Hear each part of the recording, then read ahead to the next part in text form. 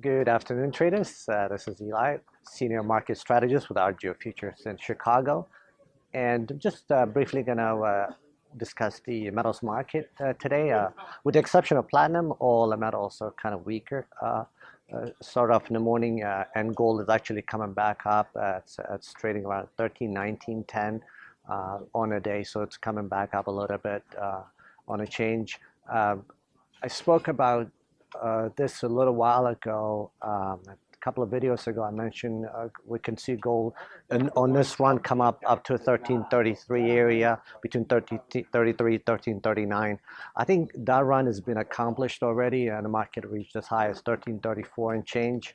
And I think that kind of made it in a quick run, and I don't really expect a lot of upside at this moment. All the risk type of situations are kind of off right now at the moment, and the dollar is stable.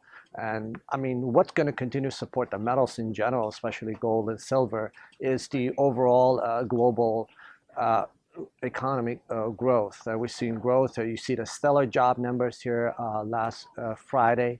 And the commitment of traded with option report that gets released on Friday shows another 3,800 contracts of gold added to the long side.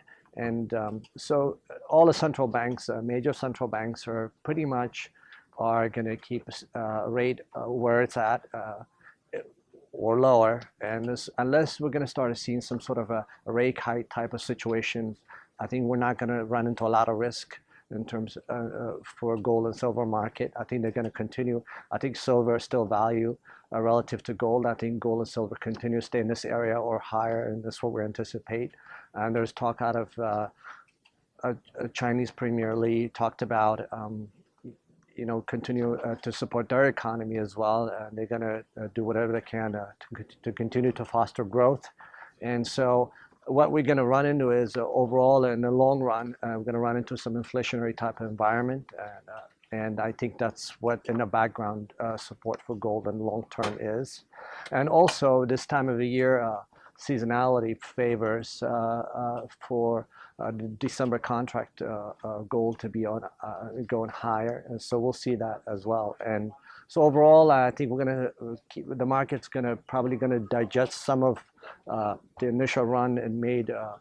And I think in the past 3-4 weeks, the market came up significantly. So there's going to be a little more digestion time going on, and then if we're going to advance, I'm looking at somewhere in the neighborhood of 1357 in gold is the upside target for that, and downside target. We're going to see if it looks like the way the market is set up right now, just talking about gold specifically, that the 1300 level is going to be very much defended, and unless that's taken out on a closed basis, so I don't expect any downside for now. So it's going to be in a range-bound type of trade. So if you want to discuss specifically how to trade a range-bound strategies, give me a call, and I'll be happy to talk to you about that. Thanks. Futures and options on futures may involve substantial risk and may not be suitable for all investors.